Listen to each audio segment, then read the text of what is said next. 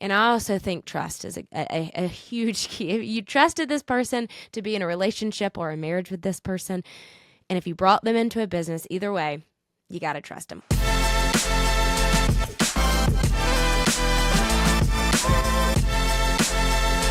All right, hey guys, welcome back to the Grow Rogue podcast with Reade and Nikki. We're a couple of marketing agency owners, and we're husband and wife, and we're going to continue our conversation from the last episode, which was all about how the heck we actually work together. Every day, people ask us that all the time.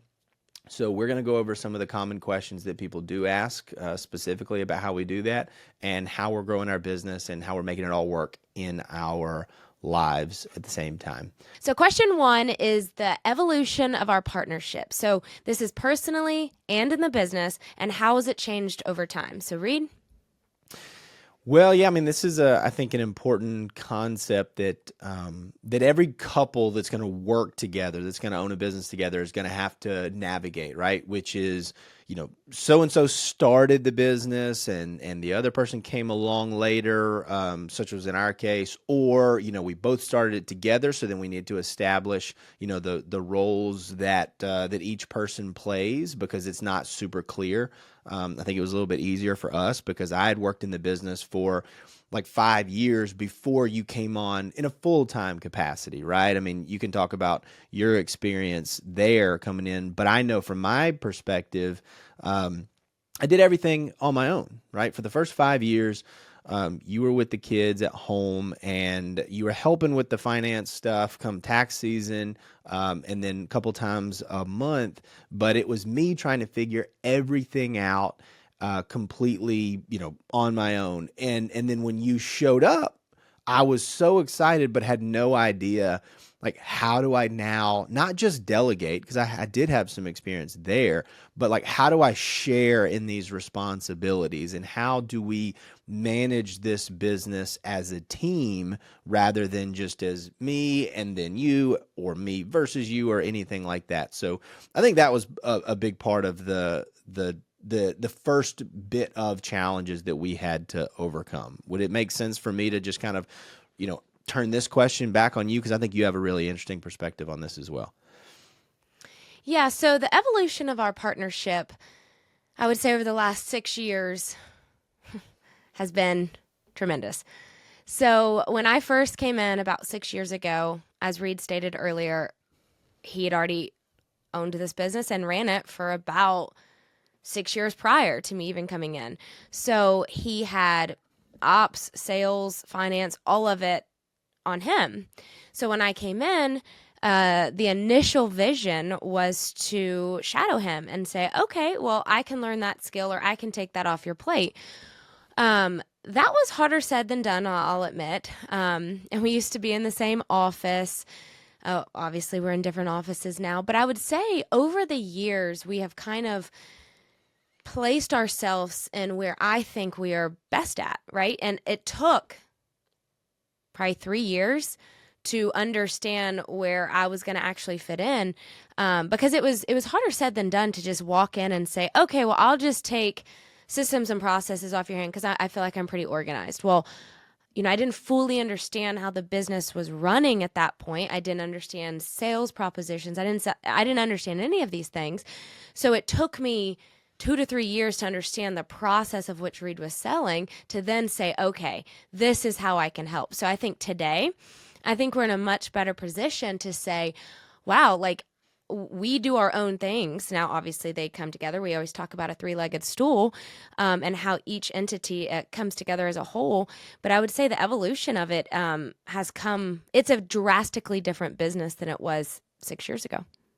I mean, I agree. So I think this is one of the first takeaways from this, is that if you're going to be in any business partnership, you've got to understand what you are and what you are not, or what you're strong at and what you're maybe not so strong at. And that takes some reflection. That takes some self-evaluation to say, look, even though I may have done a lot of different things, these are the things, this is where my time is best spent, and this is where my time is simply not the best use. It's not put to its best use. And then for the other person who's in the business, can that person complement my skills? And if so, we need to make sure that we align our roles and our efforts in the business accordingly. Absolutely. And I would say our trust for one another has dramatically increased for obvious reasons. It's 6 years now. I think Reade is finally trusting me with certain things. And I would say that happened at that 2 to 3 year mark where I said, okay, like if I'm fully going to be over operations, like I need to do it the way I see fit. And then, Reade came in and said, okay, well, let's tweak this here and there. So I think trust, I think, again, evolution of our partnership is it's heavy on trust. Trust that, hey, if I say I'm going to do something, I'm going to do it. Just like employees, this is a business relationship we have. So trust is a big thing. Personally, and Reade, I'll ask you this in a little bit, the evolution of our partnership personally, we talked a little bit about this on last month's podcast of really not taking work home, which is such a silly statement because we live together. We're husband and wife. So how could you possibly not take business home? But we really did have to say, okay, work is done. We're mom and dad now. We're going to eat dinner together with our family. We're going to help our kids study. We're going to do fun stuff. And we're really going to save that thing we want to talk about, the business, for the business meeting. And we implemented those about 3 months ago where we have meetings, twice a month meetings for, ops, finance, and sales. And that is where we talk about that. Reade, you want to speak on that? For me, one of the biggest advantages of having like this set meeting structure was that I didn't feel like I had to keep everything. Like I didn't have to be ready to talk about anything and everything at the drop of a hat, right? Because that's really difficult for somebody with my kind of thinking style, which is I'm not always ready with every bit of information just kind of at the forefront of my mind.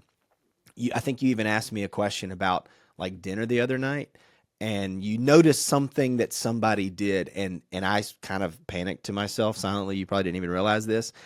I could not even remember that meal at all. I couldn't remember where we went. I couldn't remember what we ate. I didn't even know what you were talking about. It took me a full couple minutes to even kind of bring up in my, okay, so we went to the ramen restaurant and this was where it was and this was the day it was.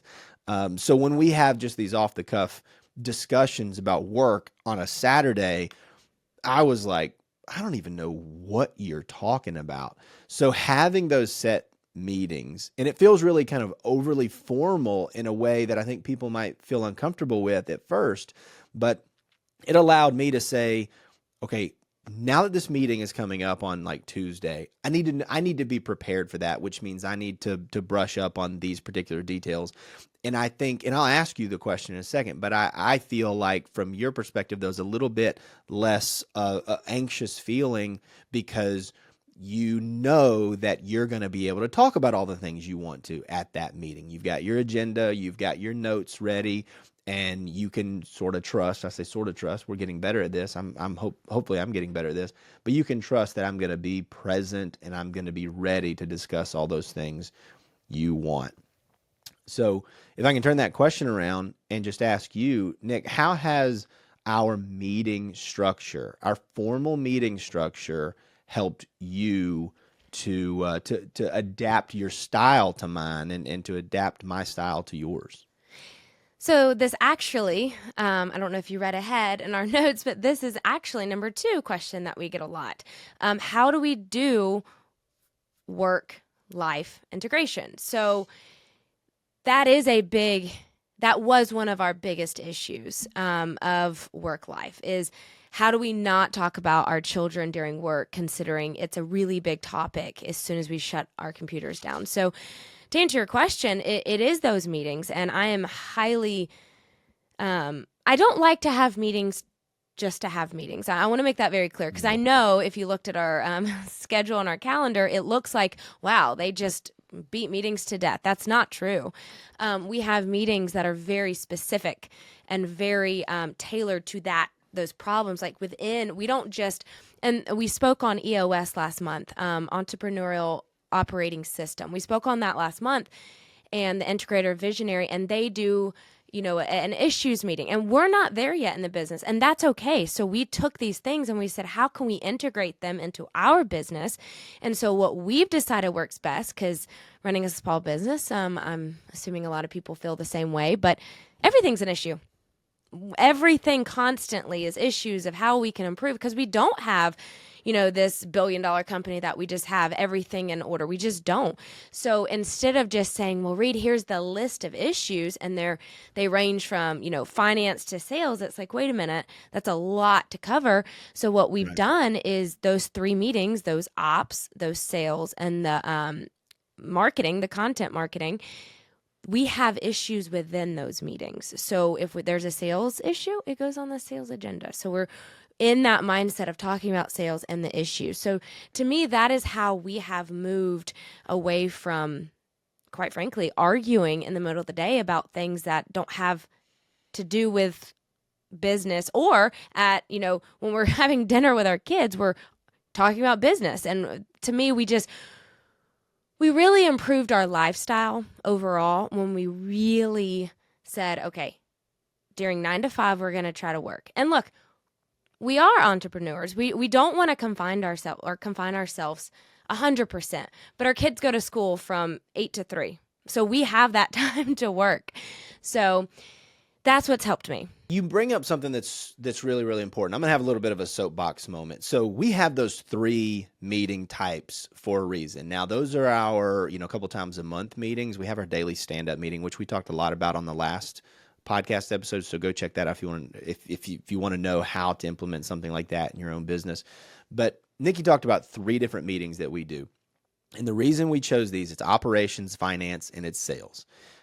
These are the 3 legs of any business's stool, right? The stool, the seat on it is the management and the leadership. But those 3 different legs, operations, you've got to have a process and you've got to have a way of communicating about your business's operations. The other one is the finance piece. Some people might call this admin, right? But the finance piece, we got to make sure that the business is profitable. We got to make sure that we're on track to keep our expenses at the level that they're supposed to be, and that we're generating the type of revenue that we need to cover those expenses. And then that leads into the sales discussion. Now, we actually break this down into a sales and a content. We have those separate meetings, but those fall under that one leg of the stool, which is that revenue generation leg, which is how the heck are we getting people to buy our stuff, buy our thing? So at the very least, you should have a plan and a system, and then a way of communicating with your partner, whether that's your spouse or your business partner or your team, about those 3 legs of the stool.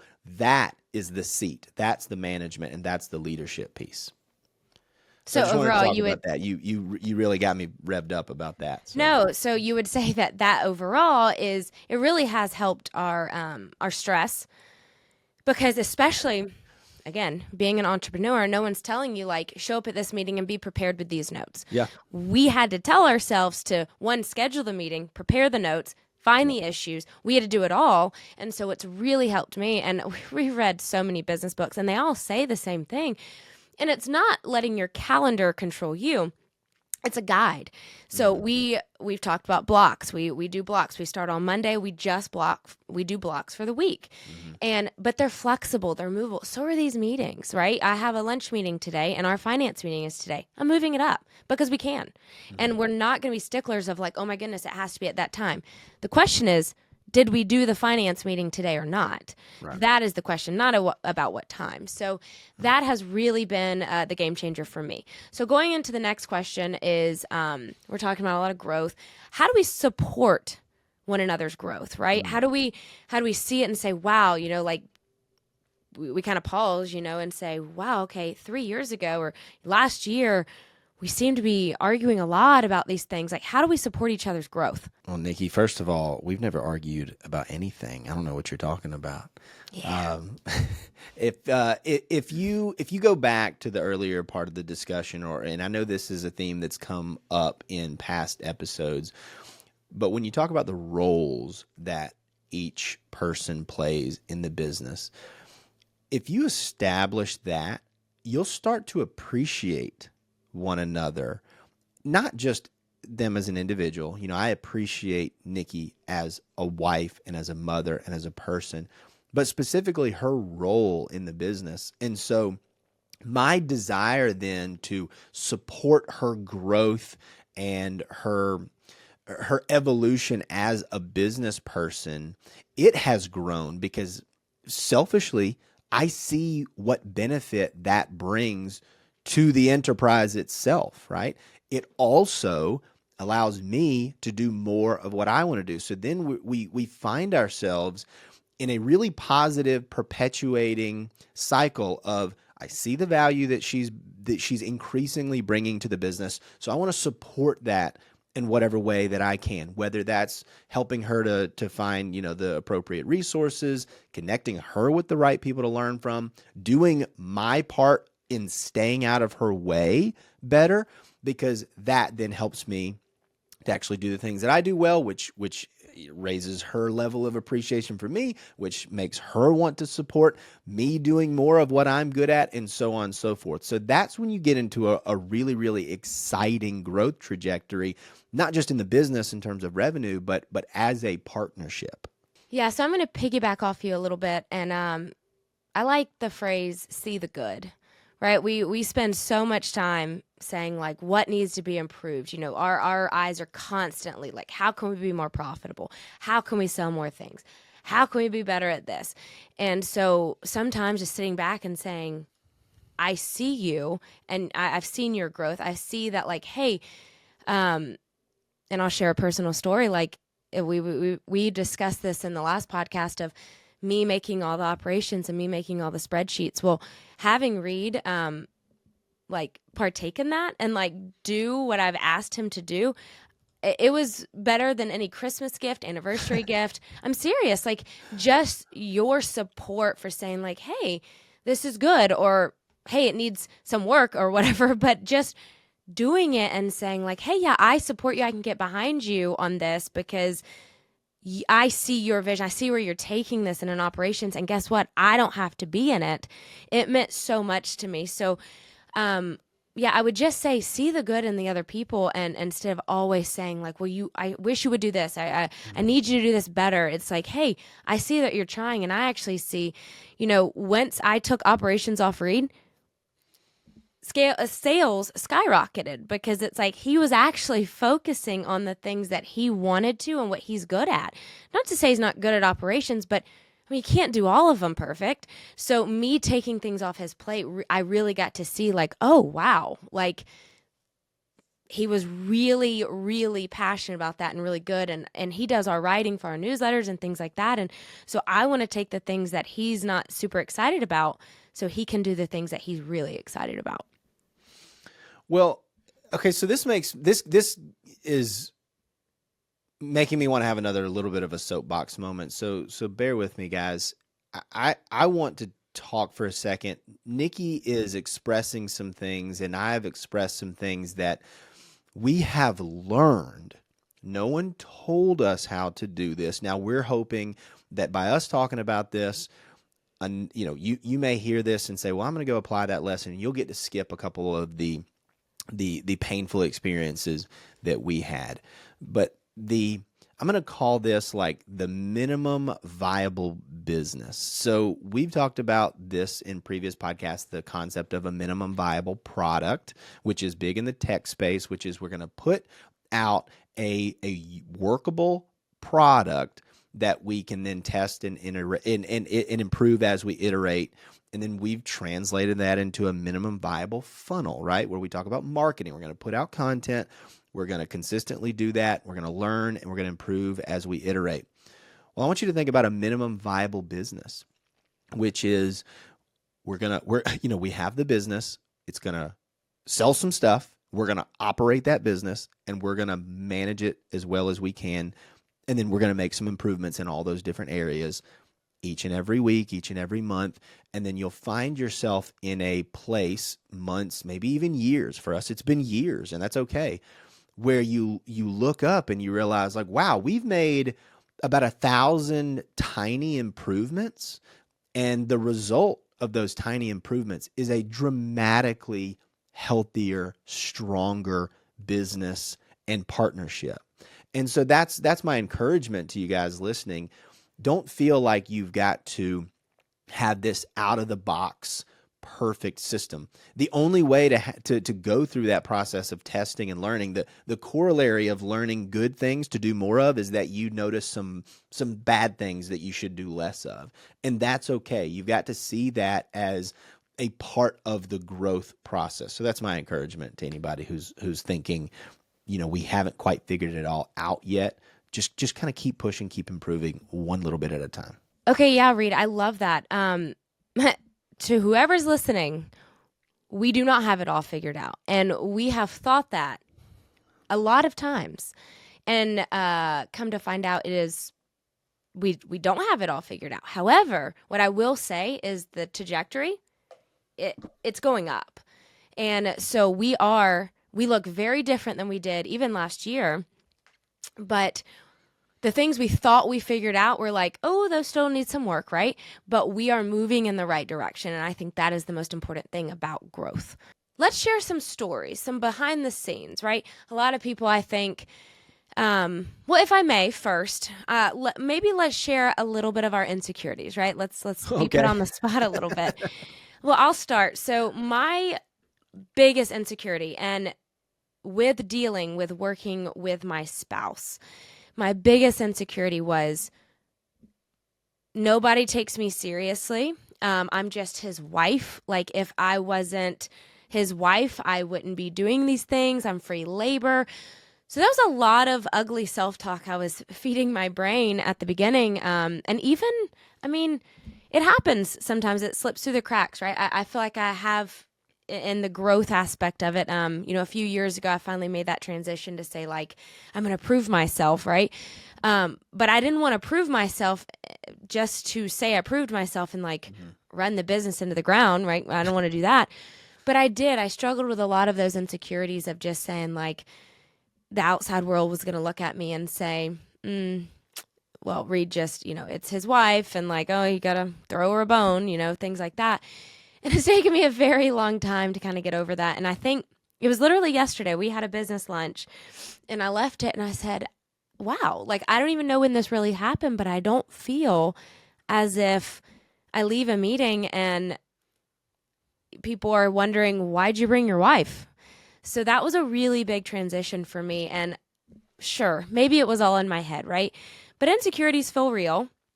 And it was hindering some of the way I was doing things. So I finally had to just say, who cares? Even if people think that, who cares? I'm here. I'm doing my job. Like, Reade and I do get to work together. It's great. But who cares if people think that? And because I truly don't believe that anymore. So, Reade, I'm gonna ask, what's one of your insecurities about working with a spouse? Well, I'll say this, Nikki. I think you're really good at self-analysis, right? I think it's, some of your background study in psychology and things like that. I'm not as good at that. So I've had a harder time looking myself in the mirror on a personal level, kind of deeply psychological level, and asking, like, well, what are my hangups, right? What are my insecurities? Because the way that I've trained myself, maybe I'm wired this way, maybe I've trained myself, is to frankly just not think about myself very much and just kind of push through and do what's necessary.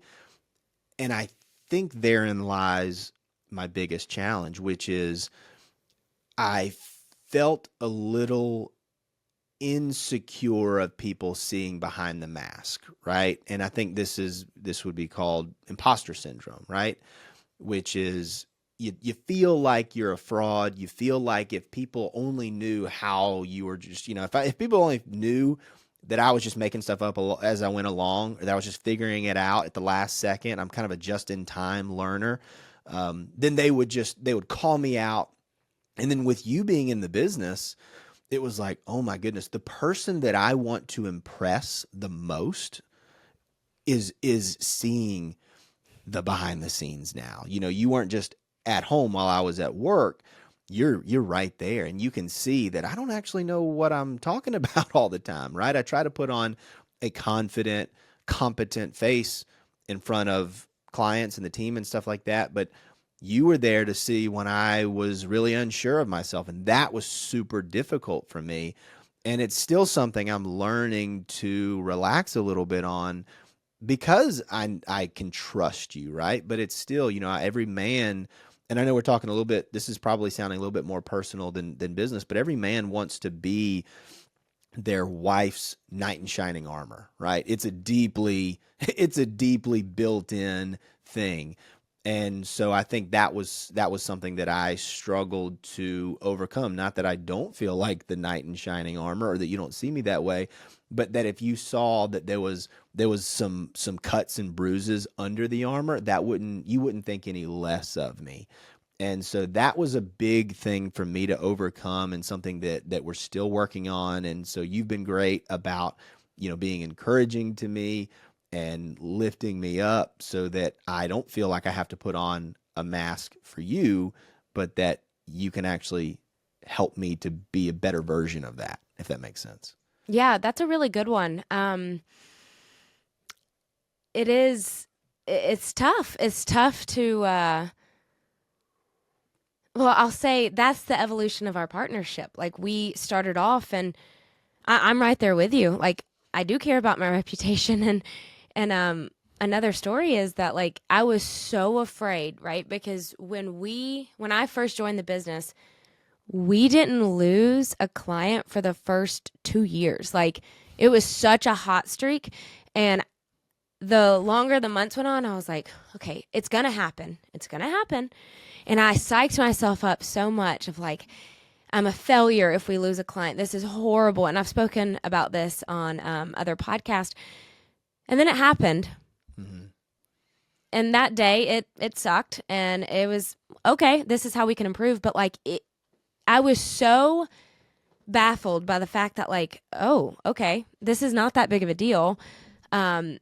And that to me, I think that's just experience, right? Like we just have to go through those things together. And what you're referring to as, yeah, I used to stay at home with our kids, and I wouldn't see every email, every nasty email that someone sent you that said like, you're a loser, stop sending this or whatever. I didn't see those, right? You just kind of masked it, and then came home and put on this face of like, yeah, business is going well. Well, now I'm in every detail. I'm in everything, and we get denied together. And honestly, it's been evolving into this like, okay, hey, that's just closer to the next yes. So I think that's huge, and I'm so happy to hear that you feel as if you don't really have to do that anymore, because the reality of it is when we fail together, and when we succeed together. Mm-hmm. And I think that is the evolution of this partnership. So I'm so glad you shared that. Okay, so one of our last questions we get a lot is future plans. What are we? Do we just continue? Are we going to continue like this? Are we ever? Is Reade ever going to pass me the ball and make me CEO and him go do another venture? Like, what do you think, Reade? What do you think our future plans are? If I've learned anything, it's that the future is very uncertain, and that one should. What's the phrase like? Strong opinions loosely held, or something like that. I have very vivid, clear visions for the future, but they are visions, meaning there are multiple. There are a lot of different directions that we could go in our career and with this business. I do think one of them that comes back a lot to my mind is that I would like for you to take over as the true CEO of the business, where you become the face of the face for the client and for the team. Right now, I think the team looks to you primarily, that's been the kind of the first part of that, and I think the clients are starting to look to you more and more. And I would like to move to more of a building the brand role, what some might call like kind of like the chairman role of, I'm kind of the face to the public, if you will. And I still would like to speak to strategy. But I feel so confident in your ability to run the business with minimal input from me. That's where I'd like to see. That's one of the directions that I'd like to see us go. You may feel differently. You may say, Reade, that's a terrible idea. But that's just something. I mean, I really enjoy creating content. I really enjoy writing. I really enjoy speaking. And to be able to do more of those things, and for you to take on more and more of an executive leadership role is something I feel like would be good for all parties. Well, that's very sweet of you to say.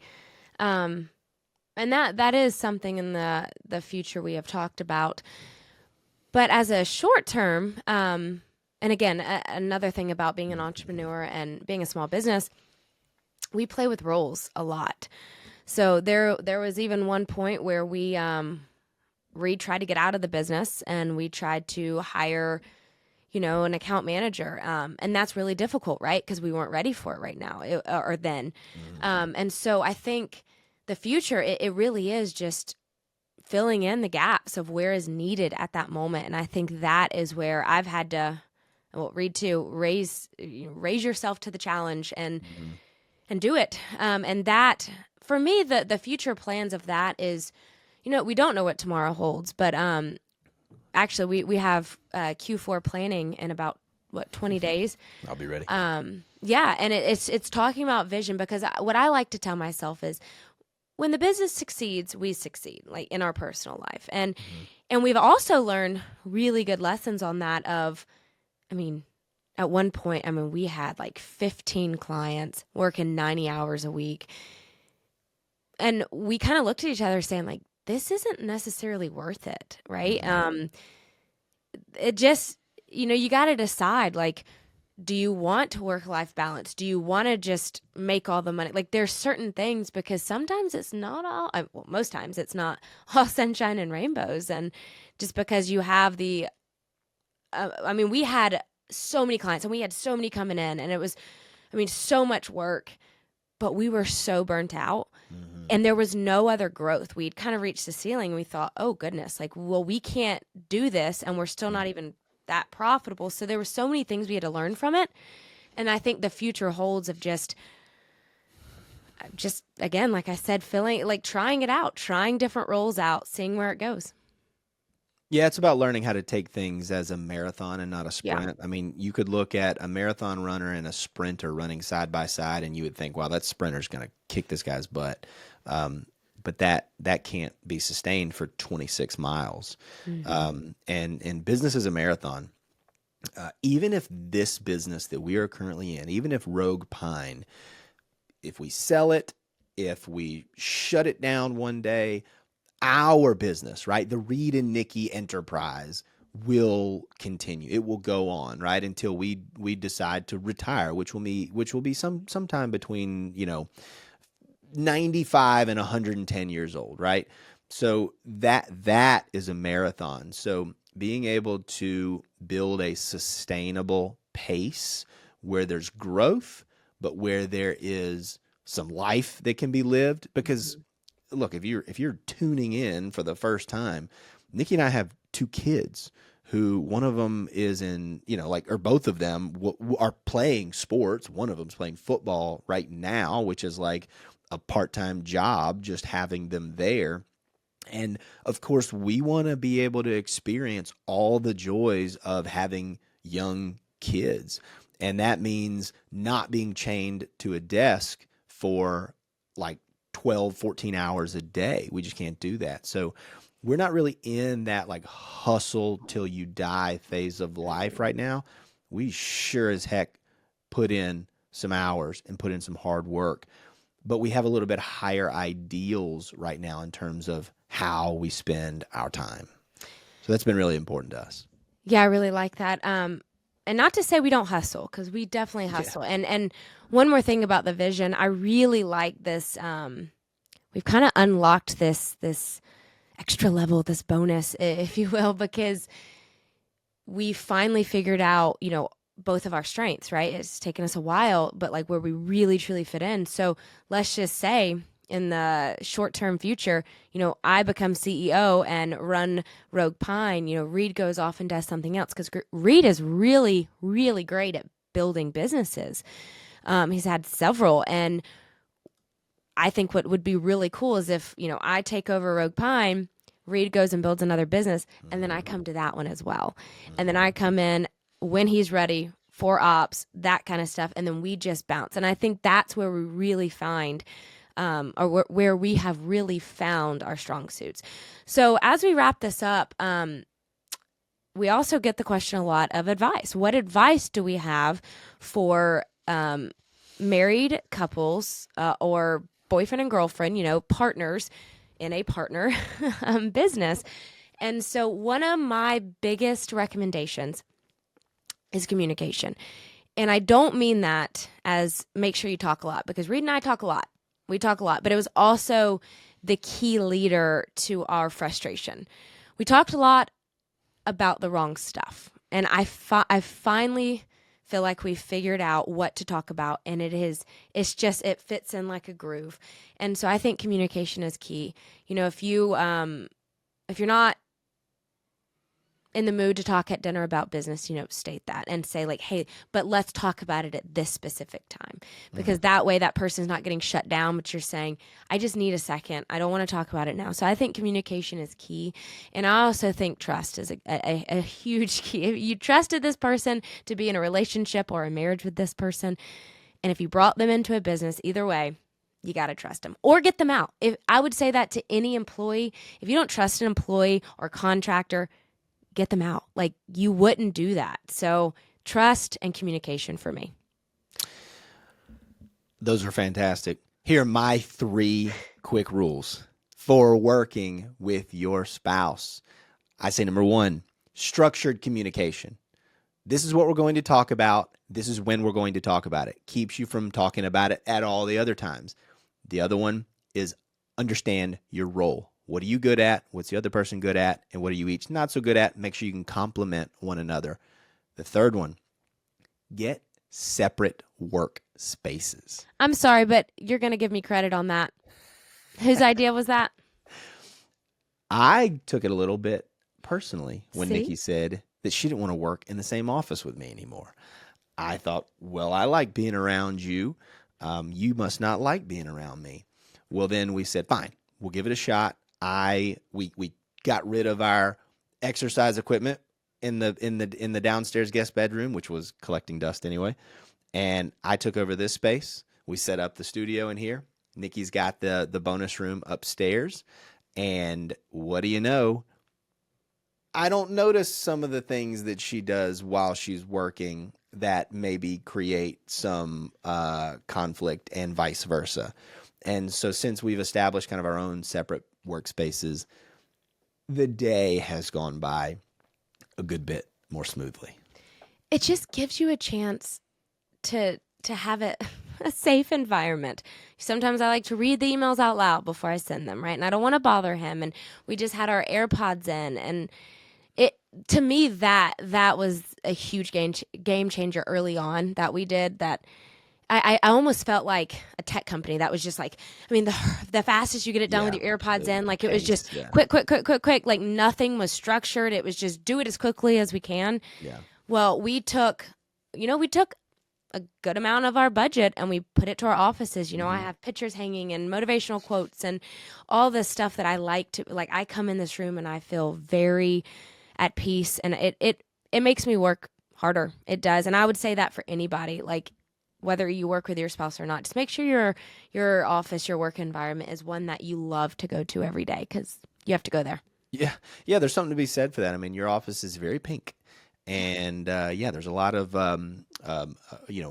memorabilia related to your reading habits. Right. And mine it's very wood colored and black, and there's whiskey and like these kind of like very manly, things that they make me comfortable. They make me relaxed, puts me in a good workspace. Not that I drink the whiskey while I'm working, but it's in here because it's part of the ambiance of the office. Right. And I like it. And being able to have your own space to be able to kind of set up and work and create your own rhythm is really, really important. Hey, folks, thank you so much for joining us for this episode of the Grow Rogue podcast. We really enjoy getting to share this. And if you're watching this a year and a half from now, this time of recording is September 2024. The hope is that this is part of our library of content that can be referenced back and things can be taken away from it. But if you are watching this on YouTube, please make sure to like and subscribe. It really helps us to grow the channel. If you're listening to this on your favorite audio platform, make sure that you leave a review on that platform. And if you're watching this clip on social media, well, what are you doing? Click like, share it with a friend, send it to somebody as a text message. You know you want to. It's going to really help them.